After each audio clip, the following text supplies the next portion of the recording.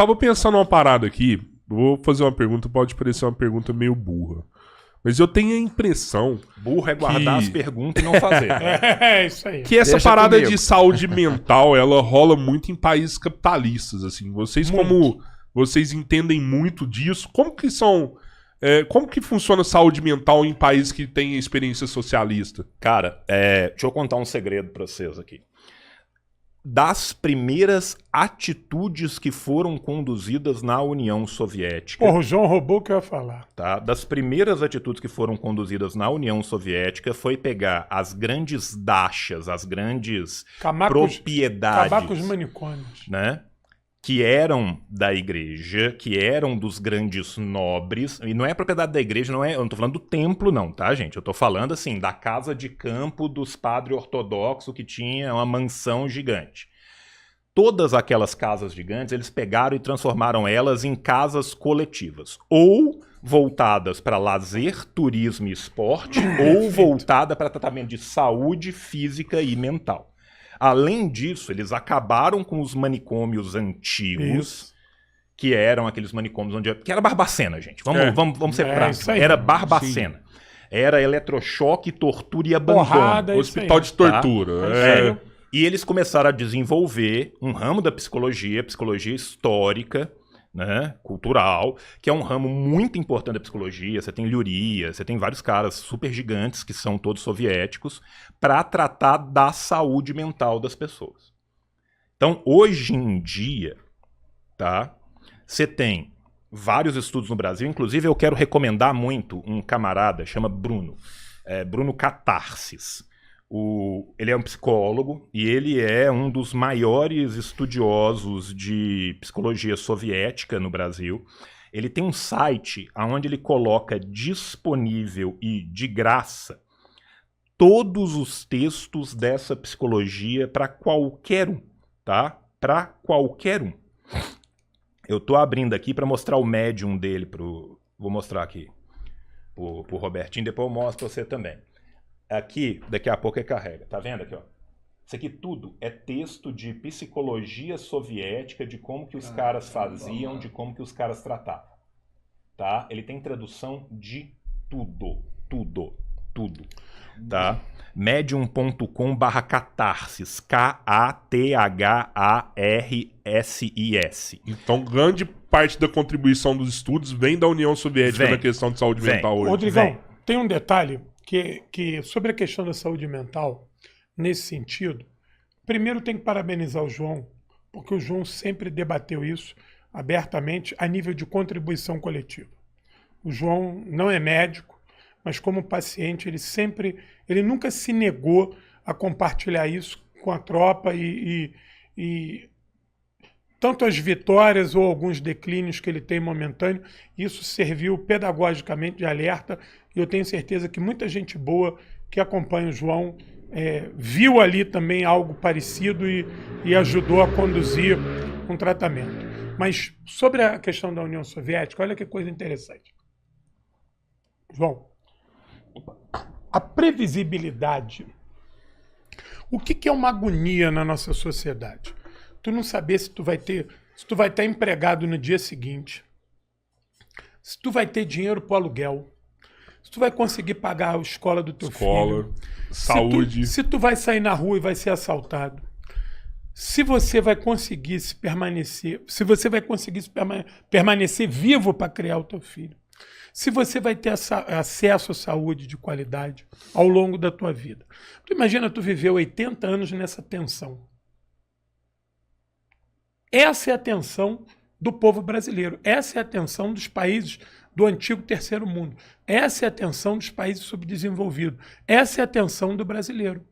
Ele não sabia se ele vai conseguir comer.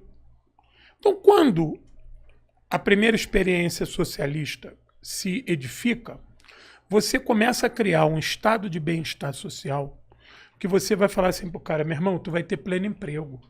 Tu não vai ficar desempregado. Você pode planejar a tua vida. Deixa eu só te interromper com um negócio, porque o sistema soviético era do berço ao caixão. É isso tá? aí, caralho. Do berço ao caixão. Aqui tu paga Ou seja, enterro. a pessoa não tinha estresse. Não. Estresse Não, era estresse zero. não. Qual que era a questão? Era zero. Você tinha problema, você tinha mas você problema. não tinha estresse. Né? Qual que é a ideia desse sistema? Que o apoio ao indivíduo começa ao apoio à parturiente e à família no Perfeito. parto e termina com ele enterrado embaixo da terra. Isso aí.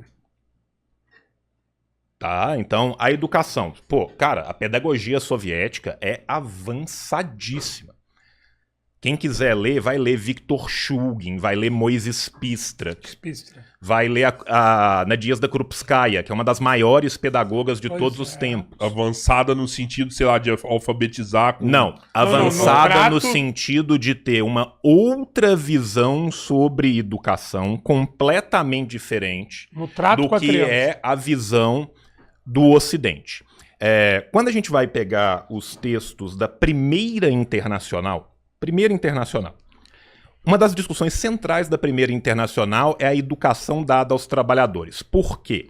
Porque depois da Revolução Francesa é que vai ser, pela primeira vez, garantido pelo Estado educação continuada para as massas. Perfeito. Só que tipo de educação que vai ser dada às massas? É uma educação muito diferente da educação que era dada às elites. As elites vão ter uma educação muito mais voltado para aproveitar o todo da vida humana. Então, aquele menino que está sendo educado ali, ele vai ter filosofia, ele vai ter línguas estrangeiras, ele vai ter artes, ele vai aprender a plantar, ele vai mexer com a terra, ele vai ter esportes, ele vai ter cultura. O trabalhador, não. A educação dele é para quê? Para que ele saiba operar minimamente o sistema fabril e reproduza outros trabalhadores. Essa é uma discussão que o socialismo já se volta sobre ela ainda no período marxiano e engeliano. Perfeito. Beleza. Temos, então, a subida ao poder do POSDR, Partido Operário Social Democrata Russo, que depois vai se constituir o PICUS. O que eles vão criar? Eles vão criar um comissariado específico para a educação, um comissariado específico para a asa, um comissariado específico para cada coisa. Nas discussões do comissariado de educação, a pedagogia soviética vai avançando para pensar que a educação deste novo indivíduo, que essa educação numa transição para o socialismo, ela não pode mais ser a mesma educação que era facultada antes. Ela precisa de ser uma educação que traga não só o básico, que tinha acesso também à elite, mas mais do que isso, que eduque a pessoa para a vida em comum, que eduque a pessoa para construir uma nova sociedade. Então, o que esses meninos tinham? Eles tinham filosofia, eles tinham língua estrangeira, eles tinham cultura, mas eles também tinham parte de trabalhos. Eles iam, por exemplo, construir uma ponte junto com operários que construíam uma ponte. Eles passavam nas fábricas de cada um dos tipos de fábrica para entender como que as coisas funcionavam. Eles passavam um tempo num oblast rural para entender como funciona o trabalho no campo. Eu vejo isso na China hoje. Sim, olha, na China, é um modelo. Construindo um fogão a lenha para aprender a cozinhar e tal. Ao mesmo tempo tá aprendendo matemática. Deixa eu te dar um exemplo. Em 2024, quando eu fui a Belarus, nós estávamos com a dificuldade de achar um hotel, acredite se quiser. A lotação do hotel em Minsk estava total. A gente não conseguia achar um hotel em Minsk, porque nós não conseguimos agendar antes. E aí o meu querido Guilherme Pedreschi, mandar um beijo pro Dr. Pedreschi, ele me saca na internet um hotel que ele era um sanatório na época soviética. Caramba. A palavra sanatório pra gente remete a problema... Só que quando nós chegamos... Não é. Sabe o que é um sanatório? Sanatório é um local onde o trabalhador passava as férias dele gozando da vida. Jogava tênis. É tipo um termo. É o resort. É um resort. Sanatório é resort. É um resort. Gente, vamos lá. É no resort. Vou contar isso. Mens sana in corpore sana. O homem são a mente sã num corpo são. Sana é são em latim. Tá? Esse thorium vem do grego therium, que é local, tá? Você não fala eremitério, local do eremita. Sanasterium, o local da saúde. Então, o sanatório era exatamente isso. Era o local onde você ia para recuperar a sua saúde. Robertinho. Para você estar apto a trabalhar. Inclusive, é a primeira vez que 90% daqueles trabalhadores passam a ter férias. Isso. Naquelas dachas que eu falei, nessas grandes Exatamente mansões rurais que pertenciam antes à nobreza, à burguesia, ao clero, eles faziam delas casas coletivas, ou para esporte, cultura e lazer, sanatório, ou para tratamento de saúde. Você lembra que quando o João E começou muitas a falar vezes aqui... ainda era integrado os dois. Por quê? Porque eles acreditavam, na psicologia soviética, que era muito importante para a pessoa que está num sofrimento mental ter a sua reintegração social. Isso aí. Então, muitos desses lugares, as pessoas, tinha gente passando férias e tinha gente se tratando. Isso que eu ia falar. E aí você tem integração social Você entre lembra eles. que no início da conversa eu falei, o João roubou o que eu ia falar.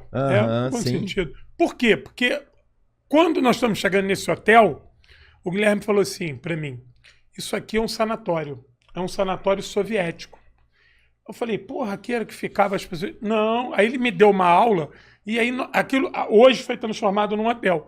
Quando eu olhei o espaço, era quadra de basquete, quadra de futebol, quadra de tênis, Caramba. piscina. Ali os trabalhadores... E detalhes, quando nós fomos tomar um café, tinham quadros que eram pôster, né, o que a gente entende de cartaz, que eram mensagens para o trabalhador, tipo, aqui você relaxa, esqueça o seu trabalho, e a saúde vale mais do que o trabalho.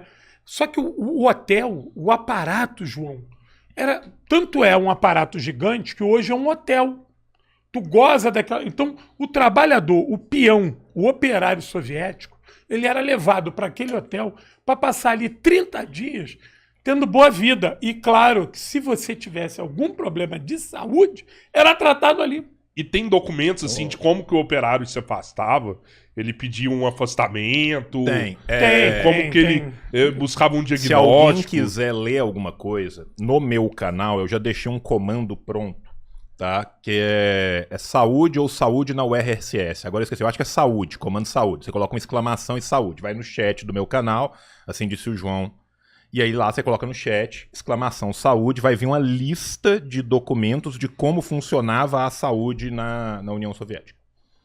Eu já deixei isso pronto lá, porque vira e mexe alguém me pergunta. Ô, Robertinho e Rodrigão, qualquer cidadão russo, qualquer, eu já fiz esse teste, porque eu estou sempre com os russos, né?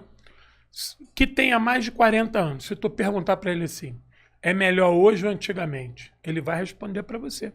Olha, hoje é legal, hoje é tudo bem, mas a saúde e a educação que nós tínhamos naquela época da União Soviética era muito melhor. Rapaz, eu vou te falar um O que negócio. você Eu tô perdeu começando lá, a ficar então? desconfiado, viu, Robertinho? Então, o que você perdeu lá? Porque, teoricamente, é a mesma coisa, não? Como assim, Robertinho? É porque ele falando assim, que hoje tá tudo bem, tá tudo ok, mas antigamente era melhor ainda. Que era porque mais abrangente e era gratuito. Era mais né? abrangente, era gratuito. Então, assim, hoje você vai ter, entre aspas, mais acesso a coisas diferenciadas. Então, por exemplo, você pode escolher uma de 6 marcas de refrigerador. É isso. Antigamente você tinha o refrigerador estatal e você vai trocar ele de 15 em 15 anos. Você entrou na fila, recebeu o seu. Se ele der problema, nós vamos consertar. Se ele não der problema, daqui a João, foi o que 15 eu falei, anos você recebe outro. não existia obsolescência programada. Você entendeu? Hoje você pode escolher se você quer um refrigerador X, Entendi. Y, Z, de um tamanho do outro, só que tem um detalhe. Qual escolha verdadeira a maioria das pessoas tem? Muito pouca, porque ela consegue comprar o pé de boi. E o monopólio, que é tudo o mesmo dono. Você entende? Em última instância também, você tem 4 marcas de nome de frente, mas essas 4 marcas são do Muito mesmo bom. cara e todas elas são feitas na mesma fábrica.